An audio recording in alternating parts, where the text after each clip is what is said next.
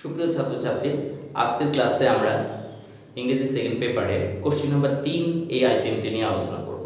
তো question number 3 নিয়মটি নিয়ে আলোচনা করার আগে আমি তোমাদেরকে একটু বলি যে কোশ্চেন নাম্বার 3 এ আসলে কি থাকে।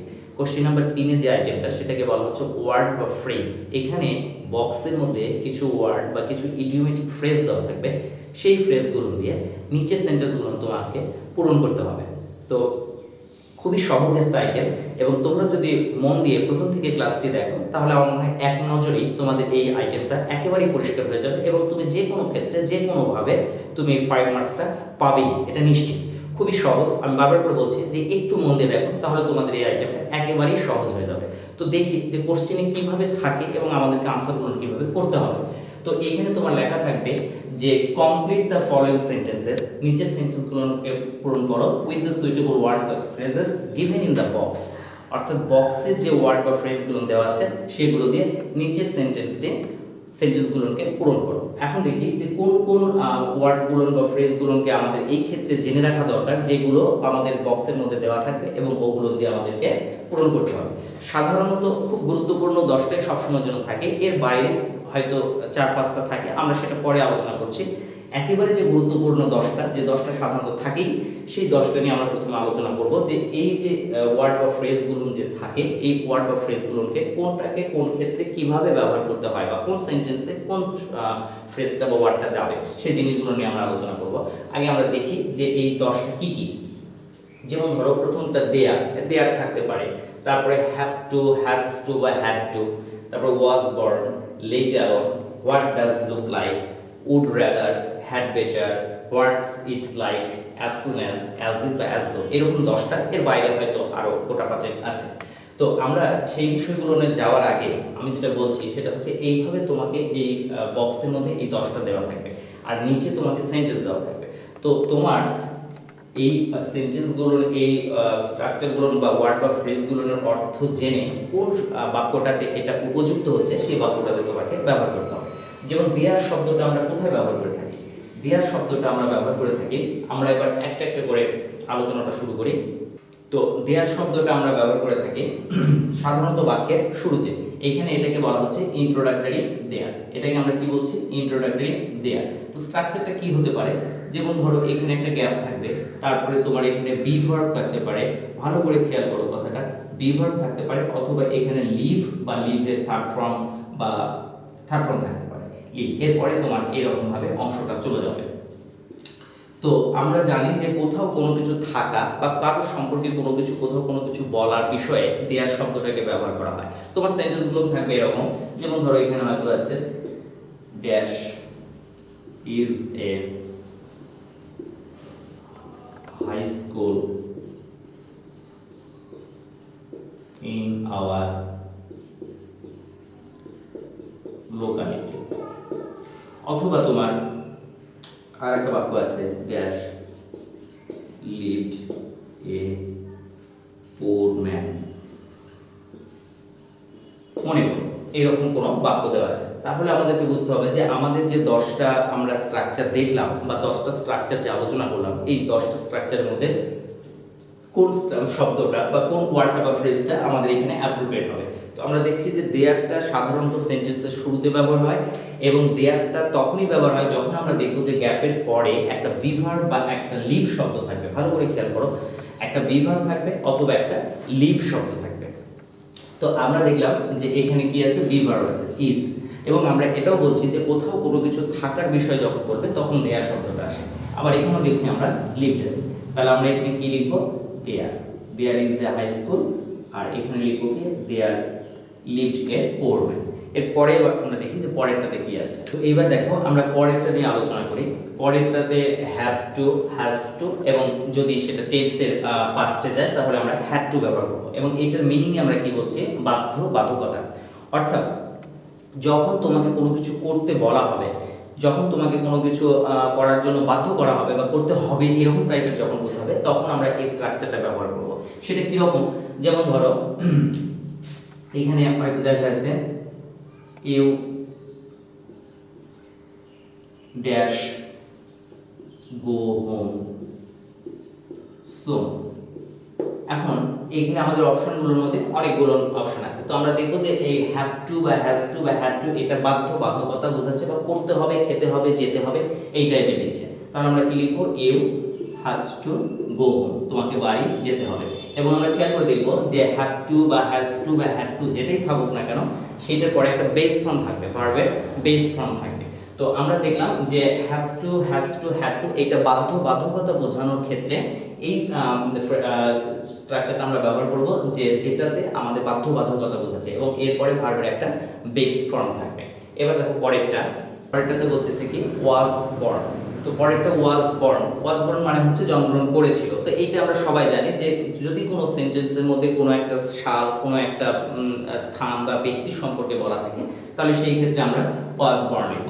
যেমন এখানে লেখা থাকতে পারে যে Kazi Nazrul is our national poet দিয়ে he dash in 1899। তাহলে আমরা এখানে কি বুঝবো যে এখানে নজরুল ইসলাম সম্পর্কে বোঝাচ্ছে একটা সালও দিয়ে দিচ্ছে, একটা সাল থাকবে অথবা কোনো প্লেস থাকবে, কোনো ব্যক্তি সম্পর্কে থাকবে। সেই ক্ষেত্রে এটা খুবই সহজ, এটা তোমরা বাক্য দেখলে তোমরা বুঝতে পারবে যে এখানে ওয়াজ বর্ন শব্দটা বসবে। তো হি ওয়াজ বর্ন। এর পরেরটা দেখো। তো এবার দেখো আমরা একটা শব্দ পাচ্ছি এখানে যে লেট অ্যালোন। লেট অ্যালোন শব্দটা বা লেট অ্যালোনের অর্থটা আমরা এরকম ভাবে নিলে আমাদের বুঝতে সুবিধা হয়। যেমন এটা তো নয়, ওটা দূরের কথা বলছে, যে ভাবাই যায় না এরকম টাইপের। তো আমরা যদি জিনিসটা শব্দটাকে একটু ভালো করে বুঝতে চাই তাহলে এটা এরকম হবে যে এটা তো নয়, ওটা দূরের কথা, এরকম থাকবে। তো সেন্টেন্সটা দেখলে আমরা বুঝতে পারবো সেন্টেন্সের প্রথমে অংশটুকুতে সাধারণত নেগেটিভ থাকবে এবং পরে প্রথম অংশটুকুতে ছোট একটা জিনিসের দেওয়ার কথা দেওয়া থাকবে, পরের দিকে যে বড় কথা দেওয়া থাকবে। যেমন ধরো যে he can not buy a mobile phone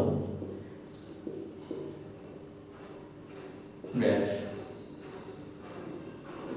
A laptop. দেখো সেন্টেন্সটা আমরা খুব ভালো করে দেখব এবং এই সেন্টেন্সটি আমাকে বলবে যে আমার লেটার শব্দটা এখানে বসবে কিভাবে সেটা একটু মন দিয়ে দেখো। যে আমি বললাম যে সাধারণত প্রথম অংশটুকুতে একটা নেগেটিভ কথা থাকবে সাধারণত, আবার প্রথম অংশে ছোট কথা থাকবে, পরের অংশে তুলনামূলক বড় কথা থাকবে, ওইটার সাথে সামঞ্জস্যপূর্ণ বড় কথা। আবার এটা ঘুরেও যেতে পারে যে প্রথমে হয়তো ছোট থাকবে, পরেরটাতে হয়তো বড় থাকবে, বা প্রথমটাতে বড় থাকবে, পরেরটাতে ছোট থাকবে। স্বাভাবিকভাবে যেটা হয় সেটা হচ্ছে দুইটা তুলনা করার বিষয়টা থাকবে।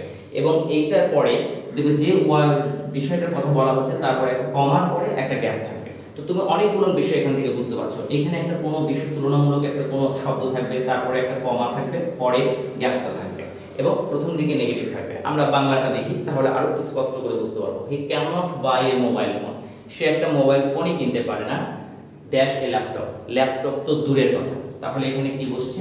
Let alone. লেট অ্যালোন বিষয়টা কি দাঁড়ালো যে আমরা দেখলাম যে প্রথমে নেগেটিভ অংশ আছে, তারপরে একটা তুলনামূলক একটা বিষয়ের কথা বলা হচ্ছে এবং তারপরে ততোধিক তার চাইতে একটু উন্নত আর একটা বিষয়ের কথা বলা হচ্ছে এবং মধ্যেখানে কমা দেওয়া থাকছে। এইরকম যদি কোনো স্ট্রাকচার হয় তাহলে তুমি বুঝবে যে ওখানে লেট অ্যালোন শব্দটা বসছে। এখন সেন্টেন্সগুলো যখন তুমি দেখবে তখন তোমার কাছে বিষয়টা আরেকটু বেশি স্পষ্ট হবে। তো আজকের এই ক্লাসটা করার পর তুমি প্র্যাকটিসটা করতে নামলেই তুমি দেখবে যে তোমার বিষয়গুলো আরো অনেক বেশি সহজ হয়ে যাচ্ছে। তো আমরা আরেকটা বাক্য দেখি এখানে, হি cannot pass on the exam, comma dash GPA 5। দেখো এখানেও ওই একইভাবে he can not pass in the exam, সে পরীক্ষায় পাসই করতে পারে না, লেট অ্যালোন জিপিএ 5। জিপিএ 5 তো দূরের কথা, এখানে তুলনামূলক একটা এক্সামের কথা বলা হচ্ছে, পাসের কথা বলা হচ্ছে এবং তারপরে জিপিএ 5 এর কথা বলা হচ্ছে, কম আছে। স্বাভাবিকভাবে আমাদের এখানে কি আসছে? Let alone. লেট অ্যালোন শব্দটার অর্থ হচ্ছে যে এটা তো নয়, ওটা দূরের কথা। এইভাবে তুমি যদি ধরো তাহলে তোমার অর্থটা তোমার সেন্টেন্সের সাথে যাওয়ার জন্য তোমাকে সাহায্য করবে। এবং এখানে প্রথমে তোমার নেগেটিভ অংশ থাকবে, পরে একটা কমা থাকবে, কমার পরে গ্যাপ থাকবে, গ্যাপের পরে তুলনামূলক আরেকটি বিষয়ের কথা বলা থাকবে। এবার পরের অংশ, এবার দেখো এইটা what does dot dot look like, এই ডট ডট দিয়ে তুমি বুঝতে পারছো যে আসলে এটা কি বোঝাচ্ছে। এটা হচ্ছে তোমার দেখতে কেমন এরকম টাইপের, অর্থটা হচ্ছে কি কেমন দেখতে, কোনো কিছু সম্পর্কে জানতে চাওয়া, কোনো ব্যক্তি, বস্তু, প্রাণী, যে কোনো কিছু সম্পর্কে জানতে চাওয়ার ক্ষেত্রে আমরা এটা ব্যবহার করে থাকি, what does dot dot look like. তো এটা খুবই সহজ। যেমন ধরো যে এখানে একটা আছে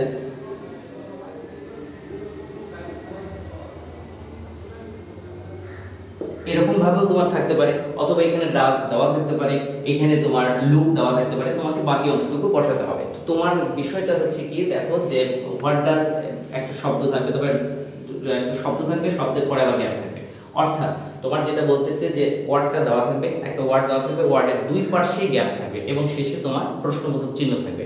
যখনই তুমি দেখবে যে কোনো একটা ওয়ার্ড দেওয়া আছে, তার দুই পাশেই গ্যাপ আছে এবং শেষে প্রশ্নবোধক চিহ্ন আছে, তখন তুমি বুঝবে যে প্রথম অংশটুকুতে তোমার বসবে হোয়াট ডাজ, দ্বিতীয় অংশটুকুতে বসবে তোমার লুক লাইক। সব ক্ষেত্রে একই, সব ক্ষেত্রে একই। তো এখানে বলছে what does giant look like, দৈত্য দেখতে কেমন। তো এটা তোমার প্রথমে মনে হতে পারে যে খুব সোজা মনে হচ্ছে, তো আসলেই এগুলো সোজা।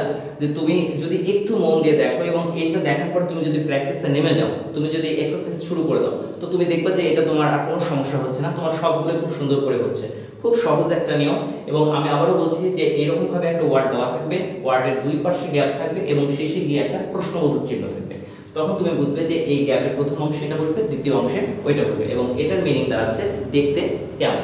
এরপরে দেখো পরের আইটেমটি কি আছে। পরের যেটা আছে, যে স্ট্রাকচারটা আমরা ব্যবহার করছি সেটা হচ্ছে কি উড রাদার। উড রাদার মানে হচ্ছে বরং ভালো। এই ক্ষেত্রে তোমার তুলনা করার মতন দুইটা বিষয় থাকবে, সেই দুইটা বিষয়ের মধ্যে থেকে যেটা ভালো সেটা সম্পর্কে একটা কথা বলা হচ্ছে। এবং উড রাদারটা সাধারণত তোমার দ্যান শব্দ যোগেই হবে। উড রাদারটা তুমি দেখবা যে সেন্টেন্সটার মধ্যে তোমার একটা দ্যান শব্দ আছে এবং দুইটার মধ্যে তুলনা করার অর্থে দ্যানটা ব্যবহার করা হয়েছে, ঠিক সেই ক্ষেত্রে তোমার এই উড রাদার শব্দটা আসবে। তো দেখি যে এখানে কি হচ্ছে। যেমন ধরো যে Soma live in a hostel then live in her relatives home. তাহলে এখানে আমরা যদি উড রাদার শব্দটা ব্যবহার করে থাকি তাহলে অর্থটা আমাদের কি দাঁড়াচ্ছে দেখো। Soma would rather live in a hostel, Soma হোস্টেলে থাকতে বেশি পছন্দ করে than live in her relatives home, তার আত্মীয়ের বাসায় থাকা চাইতে সে হোস্টেলে থাকাটাকে বেশি পছন্দ করে। তো এইখানে আমরা দেখছি যে দুইটা জিনিসের মধ্যে বা দুইটা বিষয়ের মধ্যে কম্পেয়ার করা হয়েছে এবং কম্পেয়ারের ক্ষেত্রে দেন শব্দটা ব্যবহার করা হয়েছে। তাহলে উড রাদার শব্দটার অর্থ হচ্ছে বরং ভালো, এবং এই ক্ষেত্রে তোমার কি হচ্ছে যে দ্যানযুক্ত বাক্যগুলোর ক্ষেত্রে উড রাদার শব্দটা ব্যবহার করা হচ্ছে। সব ক্ষেত্রে যে তোমার দ্যান শব্দটা থাকবে তা নয়, তবে তুমি সেই সেন্টেন্সটা দেখলে তুমি বুঝতে পারবা যে এইখানে আসলে উড রাদার শব্দটা বসবে। যেমন আমরা অনেক এরকম উড রাদার দিয়ে আমরা সবসময় বেশি পাবো, যেমন ড্যাশ ডাই দেন বেগ, আমি বরং মারা যাব তবু ভিক্ষা করবো না। দেখো দেন শব্দটা দিয়ে কি হচ্ছে, এদিকে একটা অংশ থাকছে, ঠিক এরকম আর একটা অংশ এদিকে থাকছে দেনের পরে, ঠিক তেমনি করে এখানেও দেন আছে, এখানে ডাই আছে, এখানে বেগ আছে। তাহলে আমরা এখানে কি লিখবো, উড রাদার। উড রাদার বাংলাটা কি দাঁড়ালো, আই উড রাদার ডাই দেন বেগ, আমি মারা যাব তবু ভিক্ষা করবো না। তো উড রাদার শব্দটা তাহলে কি বোঝাচ্ছে, উড রাদার বোঝাচ্ছে কম্পেয়ার করার জন্য, বরং দুইটার মধ্যে থেকে যে কোনো একটা ভালোটাকে প্লাক আউট করা, এবং এইটার কি দিয়ে থাকছে, দেন শব্দ দিয়ে থাকছে। এবার আমরা পরেরটা দেখি। তো এবার দেখো হ্যাড বেটার। হ্যাড বেটার শব্দের অর্থ হচ্ছে তুলনামূলকভাবে যেটা ভালো, কোনো একটা ভালো উপদেশ, কোনো একটা ভালো পরামর্শ, এটাকে বলা হচ্ছে হ্যাড বেটার। তো হ্যাড বেটার, হ্যাভ টু বা উড রাদার, এই তিনটা তোমাকে কখনো কখনো কনফিউজ করতে পারে। তো সেই ক্ষেত্রে তোমার টেন্সড হওয়ার কিছু নাই, কারণ তুমি সেন্টেন্স দেখলে ওখানে যখন তিনটা সেন্টেন্স থাকবে তখন তুমি কম্পারেটিভলি বুঝতেই পারবা যে আসলে কোনটাতে কোন শব্দটা ব্যবহার করা হচ্ছে। যেমন হ্যাড বেটারটা তুমি সাধারণত ব্যবহার করবা স্পেসিফিক কোনো কারণ যখন তোমার বলে দিবে, সেই ক্ষেত্রে তুমি হ্যাড বেটারটা ব্যবহার করবা। যদি তুমি এমনি উদ্দেশ্যটা বোঝাতে চাও তাহলে সেই ক্ষেত্রে তুমি হ্যাভ টু ব্যবহার করবা। আর উড রাদার ব্যবহার করবা কখন, দুইটা জিনিসের মধ্যে যখন তোমার তুলনাটা বুঝিয়ে দেবে তখন। যেমন ধরো এইখানে আমি দুইটা বাক্য দিয়ে আমি বারবার করে বলছি হ্যাড বেটারটা এবং হ্যাভ টু, এই দুইটা তোমাকে বেশিভাবে কনফিউজ করতে পারে, কোনো কোনো ক্ষেত্রে উড রাদারটাও। তো সেন্টেন্স দেখলে তুমি বুঝতে পারবা যে আসলে কোথায় কোনটা ব্যবহার করা যাবে। যেমন you dash study hard, you have failed in the exam,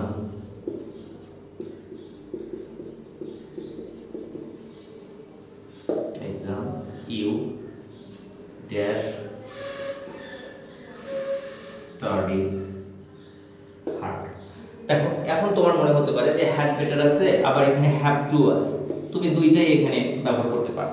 যে কারণ এখানে যদি তুমি বলো যে you have to study hard, তোমাকে ভালো করে পড়তে হবে, তাহলেও বিষয়টা হচ্ছে।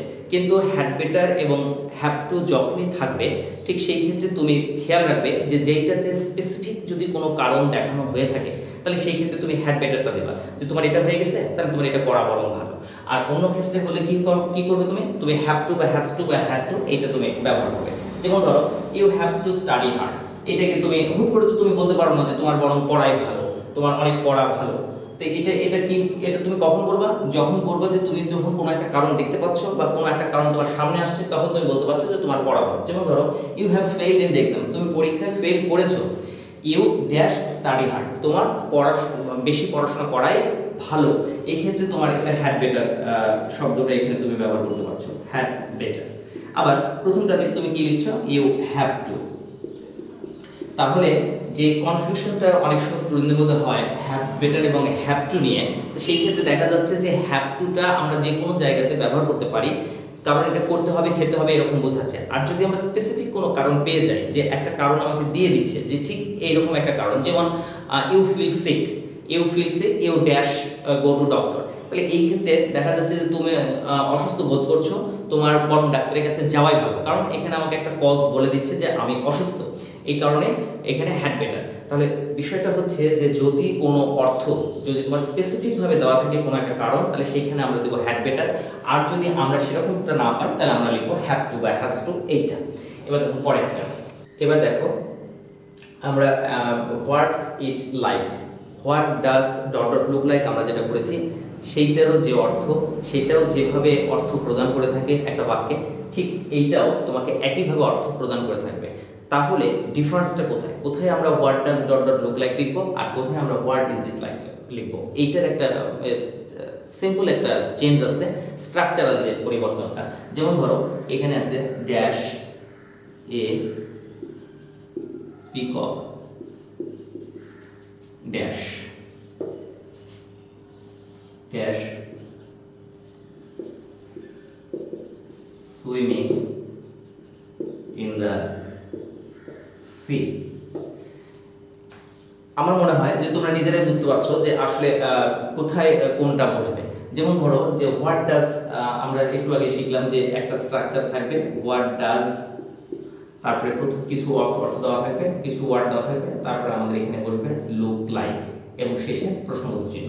ঠিক তেমনি করে এইটাও তাই, যে প্রথমে গ্যাপ থাকবে, তারপরে গ্যাপের পরে যে ভার্বটা থাকবে সেটার সাথে আইএনজি থাকবে এবং শেষে প্রশ্নবোধক চিহ্ন থাকবে। যেখানেই আমরা এরকম দেখব গ্যাপ প্লাস আইএনজি প্লাস শেষে প্রশ্নবোধক চিহ্ন, সেইখানে আমরা দেব হোয়াট ইজ ইট লাইক,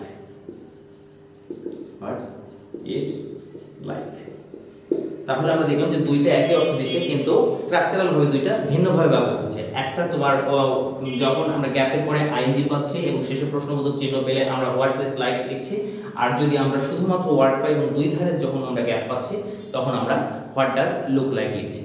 এরপরে দেখো, এবার দেখো অ্যাজ সুন অ্যাজ আমরা সবাই নিয়মটা জানি।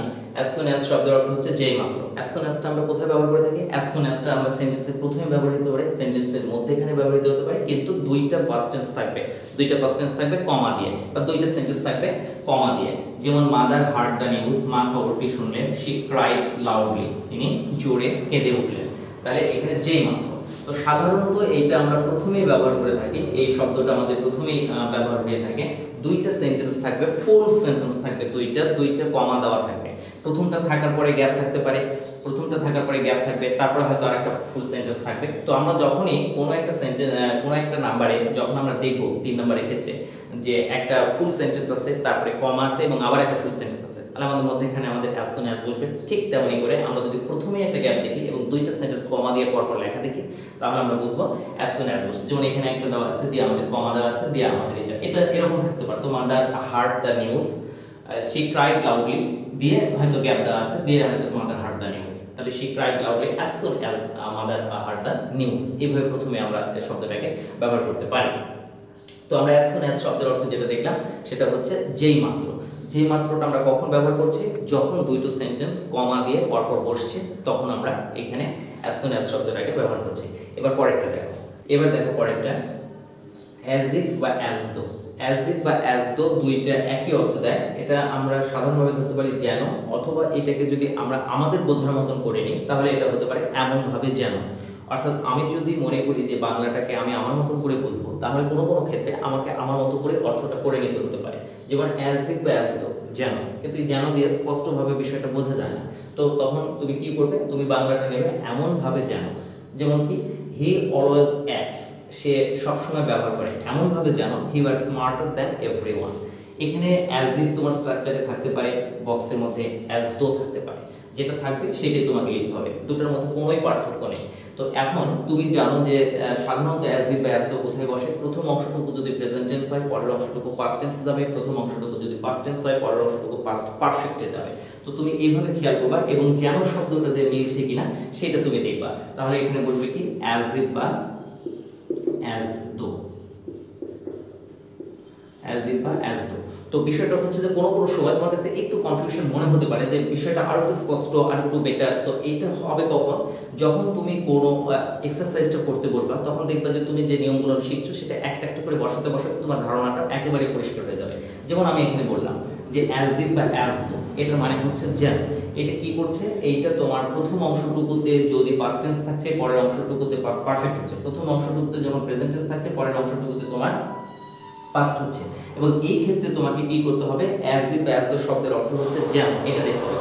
বা তোমার যখন এই যে কনফিউজিং যে স্ট্রাকচারগুলো তোমার থাকবে, যে স্ট্রাকচারগুলো যে তুমি কনফিউজড, তুমি সেগুলো আগে রেখে দিয়ে যেগুলো তুমি 100% শিওর সেগুলো আগে ফিল আপ করতে থাকবা। তারপর আলটিমেটলি তুমি দেখবা যে তোমার যে জায়গাগুলো কনফিউশন ছিল সেটা সংখ্যাটা কমে আসছে, হয় 2 অথবা 3। এই 2-3টার মধ্যে তুমি তখন ভালো করে বিবেচনা করে তুমি তখন সঠিক জিনিসটা লিখতে পারবা যে এটাতে তাহলে এটা বসবে, ওইটাতে তাহলে এইটা বসবে। এরকমভাবে যেগুলো হয়ে যাচ্ছে, যেগুলো তুমি নিশ্চিত, সেগুলো আগে তুমি ফিল আপ করে ফেলবা। তারপর দেখবে যে এরকম যদি তোমার কনফিউজিং কোনো সেন্টেন্স থাকে, তুমি ওইটা পরপর কয়েকটা নিলে তুমি দেখবা যে আসলে তোমার বিষয়গুলো ক্লিয়ার হয়ে যাচ্ছে। তো এই হচ্ছে তোমার 10টা স্ট্রাকচার, যে 10টা স্ট্রাকচার অ্যাভেলেবল সবসময়ের জন্য। এই 10টা স্ট্রাকচারই সাধারণত পড়ে থাকে। এর বাইরে কোনো কোনো সময় 2-1টা স্ট্রাকচার একটু এদিক ওদিক থাকে। তো আমরা এখন সেই বিষয়গুলো নিয়ে আলোচনা করব। তো চলো দেখি এই 10টার বাইরে আর কি কি থাকতে পারে। এবার আমরা যেটা দেখবো সেটা হচ্ছে হোয়াট ইফ। যে 10টা আমরা শিখলাম, সে 10টার বাইরে যেগুলো থাকে তার মধ্যে এইটা একটা গুরুত্বপূর্ণ। তো হোয়াট ইফ শব্দটা সাধারণত যদি হিসেবে ব্যবহার করা হয়, কিন্তু এইটার বাংলাটা যদি ভালো করে বুঝতে হয় তাহলে এটার অর্থ দাঁড়াচ্ছে কেমন হয় যদি। তো এখানে দেখো, দ্য রিভার ইজ কাম, নদীটি শান্ত, dash we swim in the river, শেষে একটা প্রশ্নবোধক চিহ্ন আছে। আমরা দেখি যে নদীটি শান্ত, কেমন হয় যদি, what if we swim in the river, আমরা নদীতে সাঁতার কাটি। তো বিষয়টা হচ্ছে যে যারা সেন্টেন্সের অর্থটা ভালো করে বুঝতে পারছে তাদের জন্য হোয়াট ইফটা খুব ইজি, আর যারা বুঝতে পারছে না তাদের জন্য ইজি। সেটা কিভাবে? সেটা হচ্ছে যে যদি আমরা দেখি যে গ্যাপের পরে একটা অ্যাফার্মেটিভ সেন্টেন্স আছে এবং শেষে একটা প্রশ্নবোধক চিহ্ন আছে, তাহলে আমরা বুঝবো ওইখানে তোমার হোয়াট ইফ বসবে। একটা গ্যাপ আছে, গ্যাপের পরে একটা অ্যাফার্মেটিভ সেন্টেন্স, জাস্ট একটা অ্যাফার্মেটিভ সেন্টেন্স এবং তারপরে তোমার প্রশ্নবোধক চিহ্ন। আমরা জানি যে অ্যাফার্মেটিভ সেন্টেন্সের শেষে প্রশ্নবোধক চিহ্ন হতেই পারে না। তো যেহেতু এখানে একটা সেন্টেন্সের প্রশ্নবোধক চিহ্ন আছে, তাহলে আমাদের ওখানে কি বসবে? হোয়াট ইফ, এবং অর্থটা দাঁড়াবে কেমন হয় যদি। তারপরে যেমন ধরো, দ্য রিভার ইজ কাম, নদীটি শান্ত, what if we swim in the river, আমরা যদি নদীতে সাঁতার কাটি তাহলে কেমন হয়। যেমন আবার এরকম অনেক সময় সেন্টেন্স থাকতে পারে যে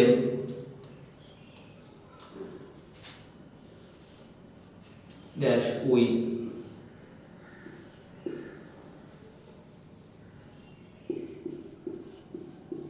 এনজয় দ্য পার্টি দিয়ে প্রশ্নবোধক।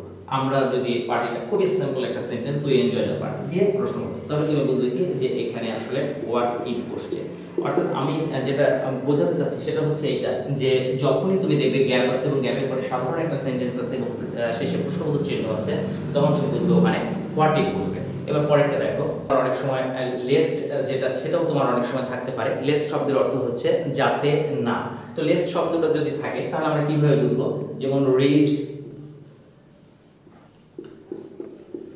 attentively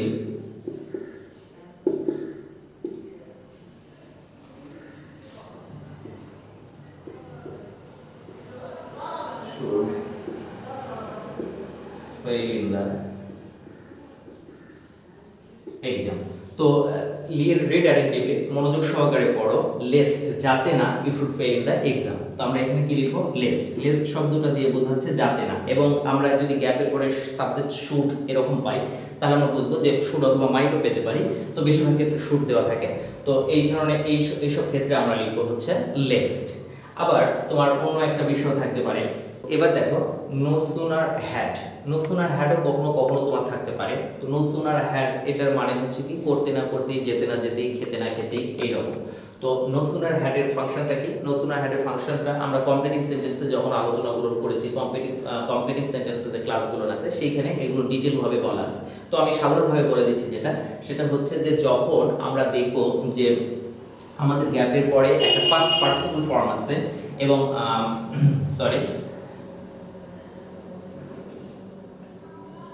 এখানে একটা দেয়াল শব্দ আমাদের মিসিং হয়েছে। তো যাই হোক, আমরা যখন দেখবো যে গ্যাপের পরে একটা পাস্ট পার্টিসিপল ফর্ম আছে এবং দেয়াল শব্দ আছে, তখন আমরা বুঝবো যে ওইখানে আমাদের নো সুনার হ্যাড শব্দটা বসবে। কিভাবে? দেখো, যে আমরা জানি যে নো সুনারের পরে হ্যাড থাকে, হ্যাডের পরে ভার্বের থার্ড ফর্ম থাকে এবং একটা দেয়াল থাকে। যদি এই স্ট্রাকচারটা তোমার মিলে যায় তাহলে তুমি বুঝবে যে ওখানে নো সুনার বসছে। আর বাংলাটাও যদি তুমি বুঝতে পারো, যেমন ধরো, no sooner had I drunk coffee, আমি কফি পান করতে না করতে, দেন হি কেম, তখনই সে এলো। তাহলে স্ট্রাকচারটা কি দাঁড়ালো? নো সুনারের পরে সাধারণত যে গ্যাপটা থাকবে সেই গ্যাপে যদি পাস্ট পার্টিসিপল ফর্ম থাকে এবং একটা দেয়াল শব্দ থাকে ওই বাক্যে, তাহলে সেখানে আমার নো সুনার হ্যাড বসবে। আবারও দেখো, যে গ্যাপের পরে যদি পাস্ট পার্টিসিপল ফর্ম থাকে এবং একটা দেয়াল শব্দ থাকে তাহলে সেখানে নো সুনার হ্যাড বসবে। তো মোটামুটি এইটার এছাড়া তোমার ইট থাকে, কখনো কখনো ইট একটা অপশন থাকতে পারে, অ্যাজ লং অ্যাজ একটা অপশন থাকতে পারে, যে যতক্ষণ পর্যন্ত সম্ভব।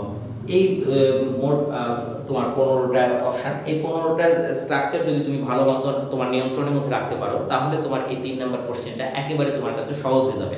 তো তোমরা যেটা করবে সেটা হচ্ছে কি, যে এই নিয়মগুলো দেখার পরে তোমরা প্র্যাকটিসে চলে যাবে।